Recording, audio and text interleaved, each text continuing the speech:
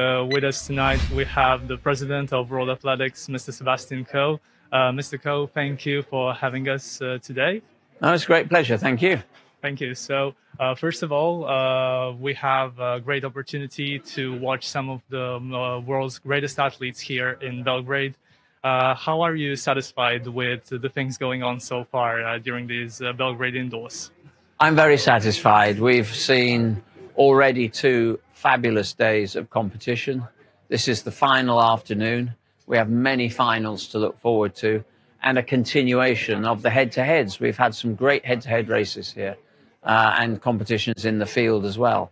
And none closer in a way or better than the men's 60 meters with Marcel Jacobs and Christian Coleman. We've had a world record. And we've had performances that have been absolutely of the highest quality. I think also the fact that we've had live fans in the stadium for the first time in 2 or 3 years of World Championships has really made a difference to the caliber of the competitions that we've witnessed. And how do you think that this competition particularly will influence athletics in Serbia, will bring more to the promotion of athletics in Serbia, but not only Serbia, even Europe and the whole world? Look, I'm a great believer that events, really exciting events in a city, in local communities, in local neighborhoods, really inspire young people to want to become part of that sport.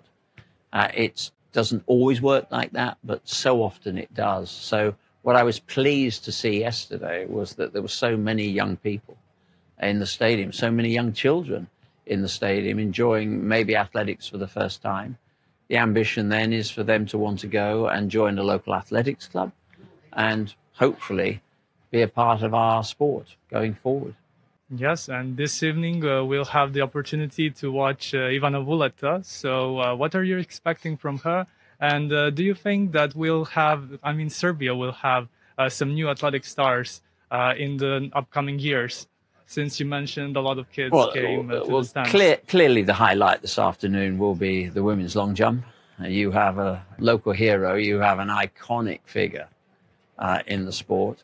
And I think she will compete very well. There's a lot of pressure on her because the crowd are expecting, but she's used to that. And this will be, again, what I hope these championships are remembered for, because then local young people will be inspired to go and want to be part of our sport.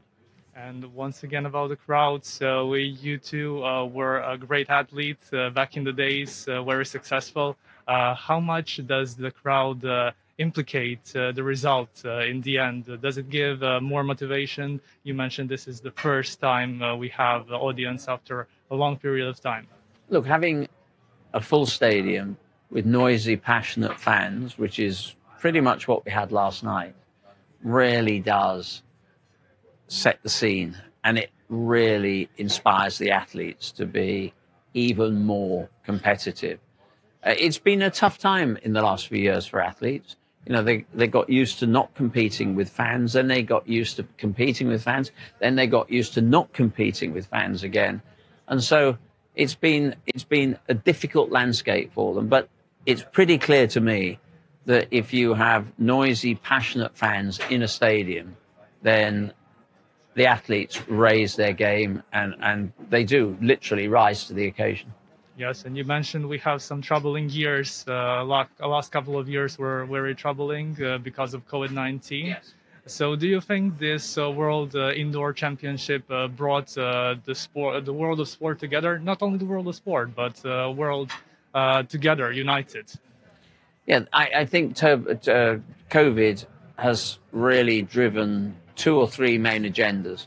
The first is that governments now recognize that it's really important to be mindful about the health, both mental and physical, of their communities, that sport is a great vehicle to help that change, for physical inactivity, for exercise, for social cohesion, and that we have become very much more conscious about the importance of the environment.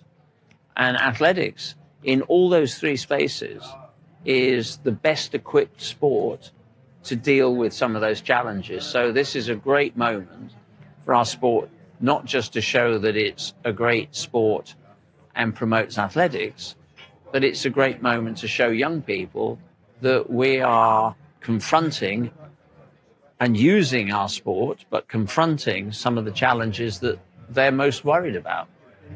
Okay, and the World Athletics has a great cooperation with the Serbian Athletics Federation. How are you satisfied with the improvement of athletics in Serbia, and what can you say about that? Look, it's very obvious to me, and I've been coming to Serbia regularly in the last 10 years. It's very clear to me that the direction of Serbian athletics is on the rise. It's going in the right direction. You're going to take probably the largest team you've ever taken to the World Championships in Oregon in July, in a few months' time. And you have a federation that has drive and vision. Veselin is a very, very good federation president. And when, as president of World Athletics, I have federation presidents that want to stage our events, want to invest in the development of the sport, and certainly want to do something about improving infrastructure, then it makes my job very much easier. Yes, and this year we have Belgrade indoors. Maybe do you think in the next couple of years we'll have the Belgrade outdoors? So I hope. Championships. I hope. We have obviously we have a process, and that's a decision that the council will always want to make. But look, we welcome cities that want to invest in our sport, that want to stage our events and want to create legacies going forward, and not just in sport, but also in health and fitness. And it's very clear to me that Serbia understands all those agendas. Okay, and this year also we have the World Championships in Oregon. So can you tell me how are the preparations for this event going on so far? Preparations are going well. It's going to be a different type of World Championships. It's a slightly smaller stadium, but it is a brand new stadium. I can't remember the last time anybody built a purpose-built athletics stadium in the US, and that's important. And the best athletes will be there, and we know that on current form, they could be the best World Championships ever. And do you maybe think that we'll see some world records until the end of the year, maybe even tonight with Armand Duplantis? You can't get world records to order. You know, you're very lucky. People are very lucky today to see a world record. They don't happen that often because they're hard. And you know, all the distances, all the heights, all the measurements in our sport that are currently records are really tough records.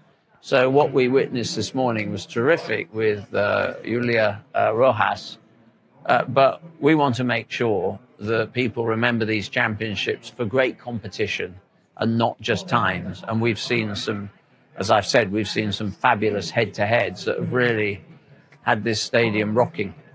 And one last question. So have you had the opportunity to see Belgrade, to visit some of the monuments here in Serbia? I haven't had a chance to see as much of Belgrade as I would have liked to. I know Belgrade well, but on this occasion, it's really been about just going from the hotel to the venue and back again, because everybody's working so hard.